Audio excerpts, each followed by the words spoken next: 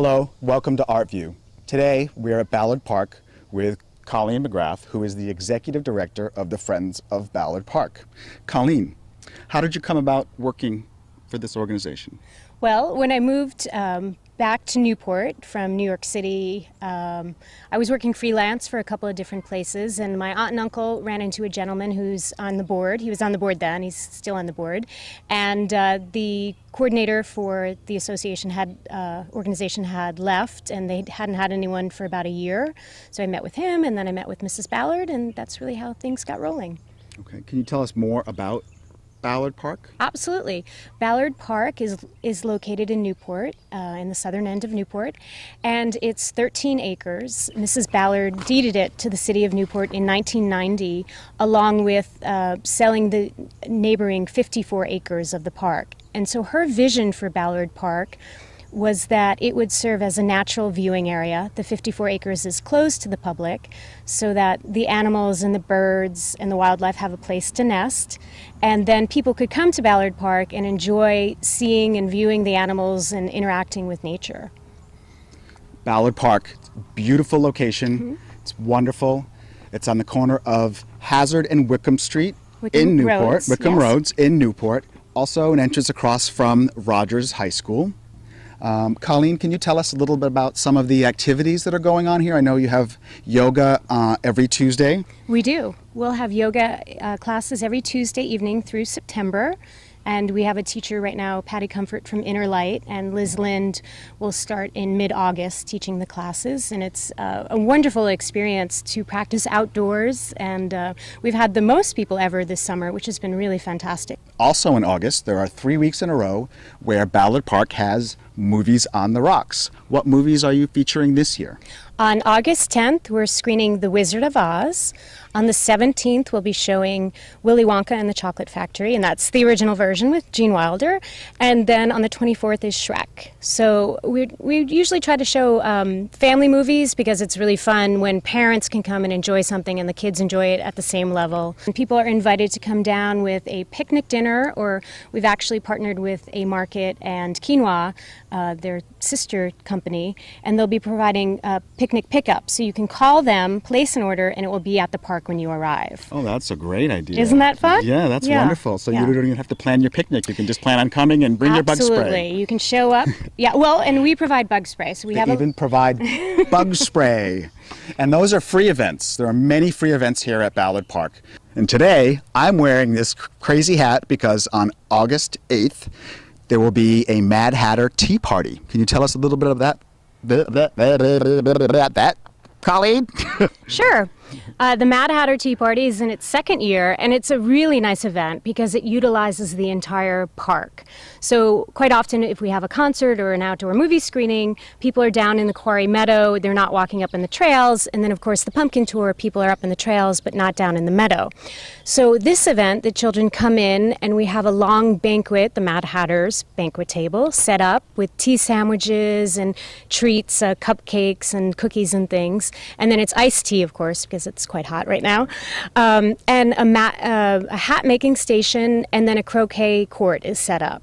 So the kids have a lot of fun doing that, and then a little bit of a way in, we start the Alice in Wonderland scavenger hunt, and our education director, Emily Jenkins, has done a wonderful job creating that. So it's very interactive. We have characters from Alice in Wonderland hidden up in the trails, so the children get to interact with them. Last year they had to blow bubbles for Tweedledee and Tweedledum. They had to paint the roses red before it was off with their head from the Queen of Hearts.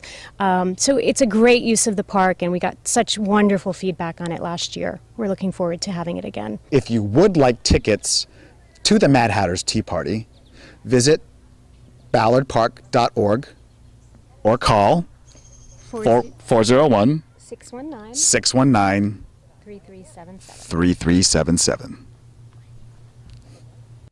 Now, coming in September on the 17th is another great free event here at Ballard Park. It's the 5th annual Molly Finn Battle of the Bands. Colleen, can you tell us about that, please? Absolutely. We started this event back in 2006.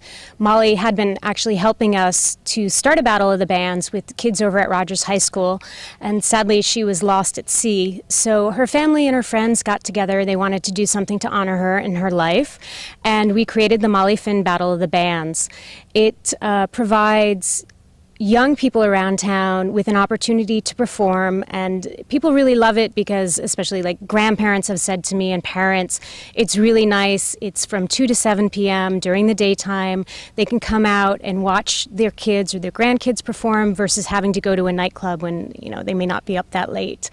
So we give prizes, recording time. Steve Rizzo has been really fantastic about providing recording time at his Sound Stable studio every year. Scott Rancart has participated. We have a panel of judges from the community. Jimmy Quinn's done it every year. He's the booker at the Blues Cafe. Mark Quinn, a local musician. Leroy White. We've had Butchie Taylor, the DJ, in the past. And it's nice because they provide feedback to the young kids about everything from being professional to how they can improve their music skills or what they might be looking for. I know that they've ended up booking bands at the Blues Cafe. Jimmy Quinn will approach the kids afterwards. So it's a nice family event. It lasts all day. We had an art competition in conjunction with it last year. We also have a logo design contest. Trevor McGarrah of Newport designed the winning logo this year. It's featured on all of the volunteer t-shirts, on the program booklet. So again, it's giving students an opportunity. He can use that in his portfolio, on college applications. We have someone come and film it. So it's really incorporating a lot of the arts in the event, and then just the performances themselves. They win a free concert the following year, and Sidewinder had their concert as part of our Music Month series this year, and they performed and actually invited a couple of the former winners from Bloody Knuckles to perform with them. And I know in past years as well, some of the bands were performing that evening at Jimmy's and invited other bands to come up and perform with them. So it's a really collaborative community event. We get over 60 volunteers helping out. Molly's family, the Finns and the Whitfords, and all of their friends are really great. So it's really the community coming together to support young musicians. Another great free event at Ballard Park. Can you please tell me, Colleen, why did there become the Friends of Ballard Park? Well, as I mentioned, Mrs. Ballard donated the park to the city of Newport, and I think everyone knows usually parks budgets are pretty strapped, and for generations this site had been a dumping ground and underage party spot. So the Friends of Ballard Park came in to clean up the park, and they worked with the city of Newport. They had the Seabees come in, they graded the entire quarry meadow, and really revitalized the area. It really did continue, though, after that to be used as not so much as a dumping ground where the refrigerators and the large construction material and the burned out cars were here, but the partying did continue. It's right across from Rogers High School. So when I started, having been a graduate of Rogers, I thought it would be nice to create events that the kids would want to come to and to get them to connect to the park. So I really look at it as this three-prong approach: the maintenance of Ballard Park, which we have Frank Amaral, who's wonderful, who takes care of all of the trails, and then secondly are the stable of events that we've created so that the public has really reclaimed Ballard Park as a resource for themselves. And they're here so much that the kids don't think of it as a derelict spot where they can come and drink and get into some mischief. We were really, in the beginning years when I started 10 years ago, dealing with a lot of graffiti and picking up beer cans, and that's really gone. The other big thing was the David Letterman-esque throwing things over the Quarry Meadow cliff, and we'd come in there. One year we had a cast iron tub one day when we came in. There were computers and TVs and bicycles. So that was really ongoing for, I'd say, 5 to 6 years, and that's tapered off. And I think that's due to the third prong, which is the educational programs. So we've created programs, geology, we have all 3 rock classifications, fourth graders from Newport Public Schools will be studying that, as well as various Aquidneck Island schools and private schools. We're designated by Newport Public Schools as a second grade field trip site. So the vision that Carol Ballard had of this becoming an outdoor learning laboratory and a place for people to come and connect with nature and really just get away from the busy downtown, I think has come to fruition. And you really are away from the busy downtown. I noticed that you mentioned Frank Amaral, and he's also an artist. And the way for you to help the Friends of Ballard Park is simply by purchasing some note cards by the artist, which you can get at the Preservation Society of Newport gift shops and other locations. I'm on one of the great hiking trails here at Ballard Park, which on October 15th will be lit with about 1,000 jack-o'-lanterns carved by local artists and members of the community for the 9th annual Ballard Park Pumpkin Tour. It's a year-round place to come, and in February there's another great free event. What is that, Colleen?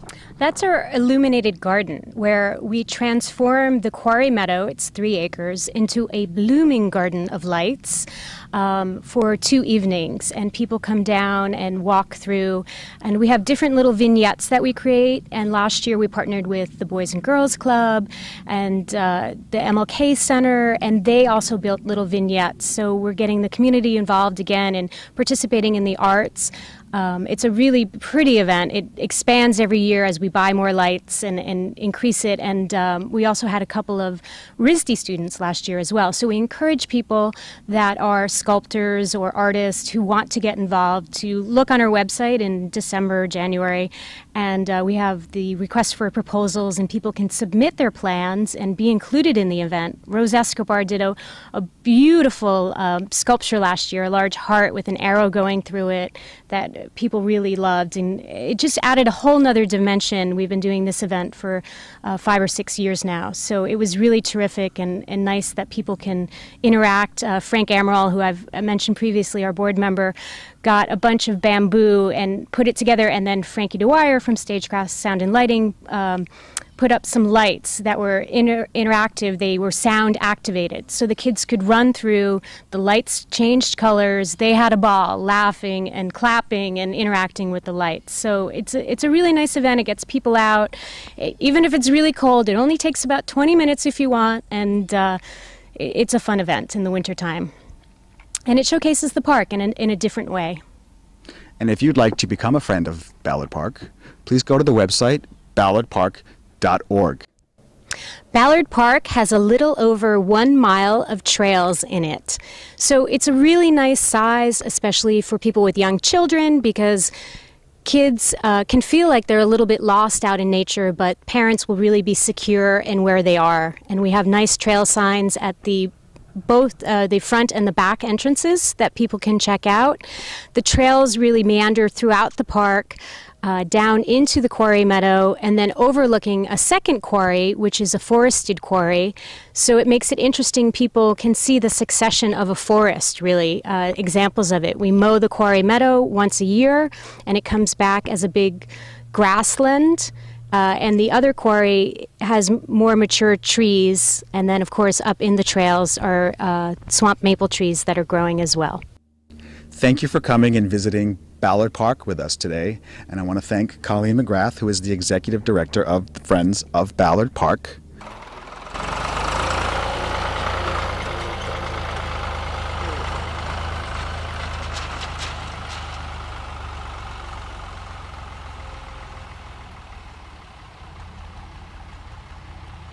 This is the 3-acre quarry meadow of Ballard Park, where the majority of our events take place.